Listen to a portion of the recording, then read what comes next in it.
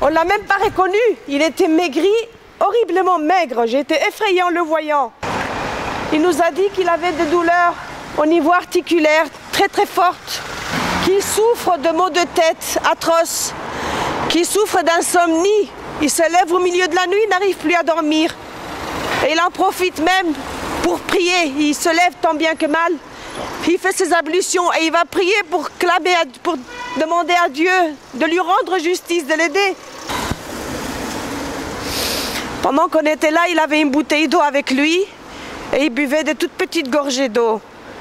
Je lui ai demandé ce qu'il faisait à part l'eau, qu'est-ce qu'il prenait. Il m'a dit, je prends des tisanes avec du sucre pour m'aider à tenir, parce que c'est le glucose qui me permet de tenir bon. Mais il m'a dit, je n'arrive plus à boire que de toutes petites gorgées, ce qu'il faisait déjà en notre présence. Il ne pouvait pas boire plus qu'une petite gorgée à la fois. Et s'il essayait de boire plus, il vomissait. Pendant ce temps-là, l'homologue à qui Didier Reynders prétend contacter pour savoir comment est-ce qu'il va aller, lui dit, il simule de faire une grève de la faim. Voilà, on est toujours considéré comme menteur depuis le début. Sur les allégations de torture, on prétend aussi qu'Ali a menti, que c'était de l'invention. Or, il y a une vidéo qui circule et ce n'est même pas le 10e de ce qu'il a vécu au centre de torture de Temara dans les sous-sols lors de son extradition en décembre 2010. Ça, ce sont des coups portés en prison à Salé 2 par des tortionnaires qui servent de chefs de quartier et sur qui ils se sont vengés sur Ali après la visite du rapporteur sur la torture de l'ONU, Juan Méndez, qui avait fait un rapport mentionnant qu'Ali effectivement avait été sauvagement torturé. Après ça, ils sont venus l'interroger dans sa cellule parce qu'il a refusé de dire ce qu'il avait raconté à Juan Méndez. Ils l'ont passé à tabac et c'est le résultat des coups que vous voyez sur la vidéo. Ali avait décidé de ne jamais se taire et il dit que depuis le départ, il n'a jamais compté sur le Maroc puisqu'il n'y a jamais vécu. C'est vrai que nous avons la binationalité, que nous sommes belgo-marocains, mais nous n'avons jamais vécu au Maroc. Expliquez-moi comment est-ce que c'est possible d'être considéré comme terroriste dans un pays où vous n'avez jamais vécu. Depuis le départ, ce dossier n'a aucun sens et tout le monde le sait, que ce soit l'État marocain, l'État espagnol et l'État belge. Mais ils refusent de se rendre à l'évidence, ils refusent de réagir. Ils veulent juste sauvegarder et entretenir, comme le consul belge nous l'a mentionné, les excellentes relations qu'ils maintiennent avec le Maroc et qu'il y va uniquement de l'intérêt de l'État, que l'intérêt d'un citoyen n'importe pas. Ce n'est pas important ce qui peut arriver à Ali. C'est pour ça qu'il ne s'intéresse pas à son dossier, parce que si Didier Reynders avait eu la politesse, ne fût-ce que la politesse, de consulter le dossier Ali, il aurait découvert que c'est une honte pour la Belgique de considérer que cet homme est coupable alors qu'il est innocent de tous les torts qu'on l'a condamné, pour lesquels on l'a condamné. Je vous assure, je n'ai plus aucun espoir par rapport au ministre Didier Reynders, parce qu'ils nous ont bien fait comprendre qu'ils n'ont aucune intention de froisser les relations qu'ils entretiennent avec le Maroc.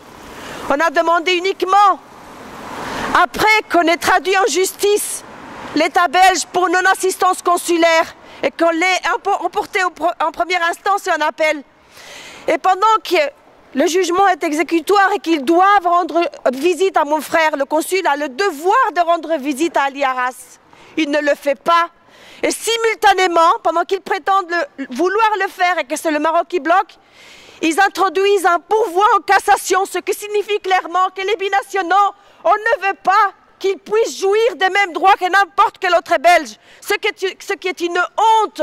Et en plus de ça, on prétend que le Maroc est un état de droit. Or, tout le monde sait que le Maroc torture.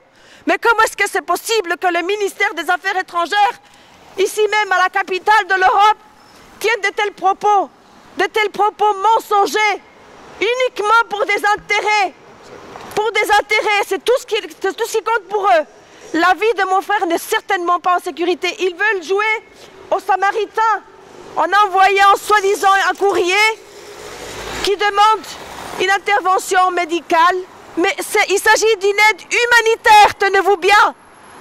Pas d'une assistance consulaire. Il mentionne dans son courrier une aide humanitaire. Nous ne voulons pas de ça. Mon frère est constamment mis en péril. Il est constamment violenté. Pendant qu'il était en grève de la faim, le 29 septembre, il était à 36 jours de grève de la faim. Et il y a 8 personnes dont on ne sait même pas qui c'est. Ce ne sont pas des personnes qui travaillent dans la prison. Ils se sont introduits le matin dans sa cellule, ils l'ont arraché à son lit violemment. Ils l'ont jeté à terre et ils l'ont violenté. Coup de pied à la tête, coup de pied sur tout le corps, alors qu'il tremblait, alors qu'il suait et il sentait qu'il allait tomber dans l'inconscience. Il a réclamé un médecin et on lui a répondu quoi? On lui a répondu crève. Même si tu as tout le soutien que tu veux à l'extérieur, jamais tu ne sortiras d'ici, tu crèveras ici. Voilà la réponse des Marocains. Voilà ce que l'homologue sait, mais que jamais, jamais la Belgique ne dira. Scandaleux! Scandaleux! C'est honteux! Et Didier Reynders doit réagir! Didier Reynders doit réagir, c'est honteux! On ne peut pas laisser faire ça, Ali va mourir!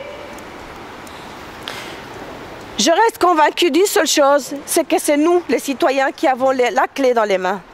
Il n'y a rien d'autre à faire. Bien entendu, on continuera sur la voie juridique comme on l'a fait depuis le départ.